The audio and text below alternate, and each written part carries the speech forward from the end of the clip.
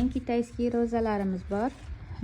Mana shunaqa bicolor kokteyl gibiskus Gollandiyaniki, bu ham pasportlari bor. Mana o'zi mana gibiskus church fruity bicolor kokteyl yellow white degan sorti.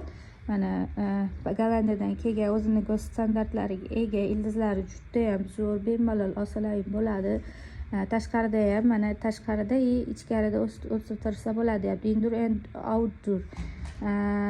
Guli gullab bo'lgandan keyin o'sha kesib tashlanadi, quyoshda bemalol o'sadi. 15-25 gradusgacha chidaydi. Mana o'zini Gollandiyasini pasporti, ikkitadan go'sht ichida. Hozir men sizlarga ildizini ko'rsataman. Mana ildizlari ko'rib turibsizlar, dahshat. Gollandiyaniki 160 ming so'mdan, kimga kerak bo'lsa olinglar. Buni mesniylari, oddiy sortlari arzon, o'zimizda ham bor, yetishtirishadi. Bu imminni boshqacha chiroyli sorti, o'zi Gollandiyada qimmatroq bo'ladi, lekin olganga yarasha juda chiroyli, gullari katta ochiladi, tinimsiz ochilaveradi, bilasizlar.